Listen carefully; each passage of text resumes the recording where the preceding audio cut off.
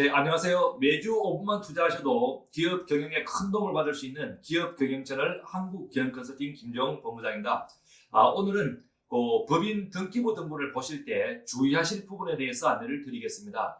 법인 등기부 등본은 제목이 등기사항 일부 증명서라고 되어 있는데 확인할 내용들을 놓치시면 과태료가 나올 수도 있고, 등기부 등본에는 주주를 보호하는 중요한 내용이 있을 수도 있으니 잘 확인을 하셔야 합니다.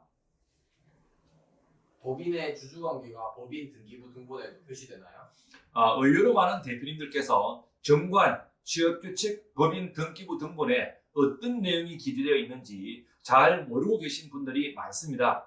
법인의 주주관계는 주주 명부에 나타나는 것이고, 정관, 법인 등기부 등본들에는 나타나지가 않습니다. 그리고 정관은 법인의 최상위 자치법규로서 임원의 보수, 퇴직금, 배당 등 내용이 있긴 하지만 주주 명단이 나오지는 않습니다. 그리고 법인 등기부 등본에는 임원 즉 이사, 감사 등의 이름과 임기 등이 나와 있고, 취업규칙에는 근로자를 보호하는 데 필요한 근로기준법의 중요한 규정들이 있습니다.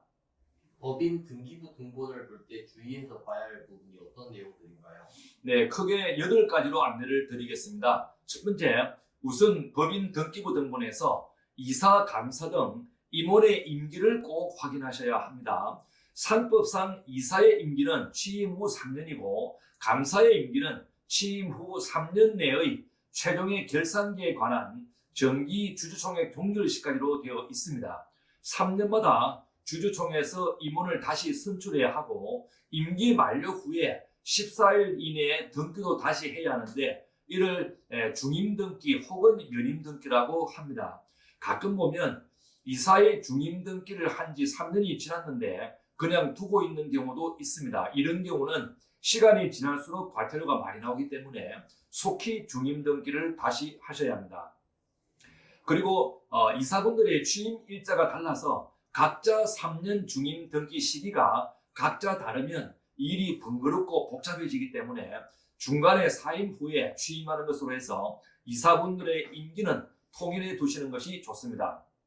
두 번째, 사내이사가 개인 집 이사를 할 경우에도 주소 변경 등기를 꼭 하셔야 합니다. 사내이사는 필요 없으나 대표이사는 이사 후에 14일 이내에 꼭 하셔야 합니다.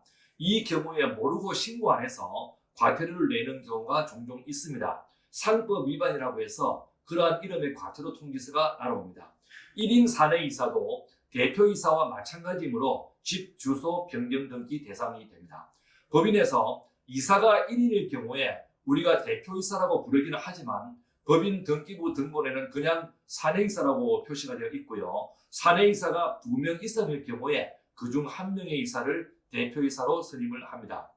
그리고 세 번째, 대표이사가 2인 이상일 경우에 공동대표라고 표시가 되어 있으면 공동대표이고, 그냥 대표이사 2인으로 되어 있으면 각자 대표라고 합니다.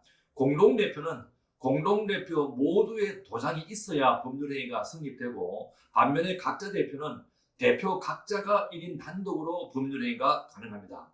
그리고 네 번째, 사업 목적의 등기 내용도 꼭 확인을 하셔야 합니다. 사업을 하실 때 또 혹은 입찰을 보실 때 등기부 등본에 이러이러한 사업 종목이 있어야 한다고 요구하는 경우도 있습니다.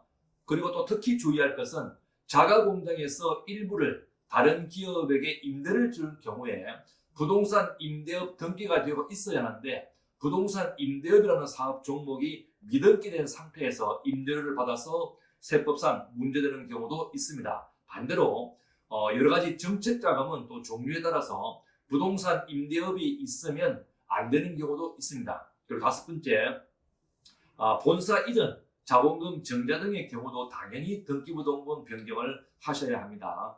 그리고 또 중요한 것은 여섯 번째, 꼭 확인을 하셔야 할 중요한 내용이 있는데, 정관에 보면 주식 양도 제한 규정이 있는 경우도 있습니다. 특히 차명 주식이 있거나 가족 외에 타인 주식이 있는 경우에 이사회 주총 동의 없이 임의로 주식을 제3자에게 양도하지 못하게 하는 규정입니다. 그런데 이 규정은 정관에만 있다고 효력이 있는 것이 아니고 반드시 등기부 등본에 등기가 되어야 법적 효력이 있으니 해당되는 법인은 등기가 되어 있는지 꼭 확인을 해보시기 바랍니다.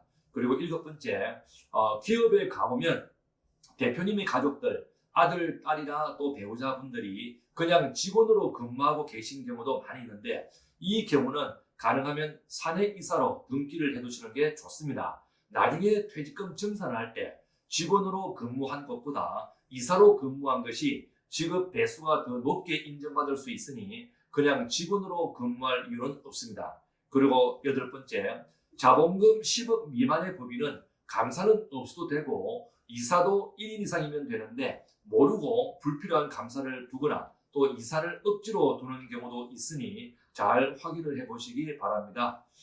오늘은 법인 등기부 등본을 보실 때 꼭 확인하셔야 할 사항 8가지에 대해서 안내를 드렸습니다. 사소한 일 같지만 관리 소홀로 과태료를 부담하거나 또 불필요한 서류들을 준비하는 일이 없도록 잘 확인해 보시길 당부드립니다.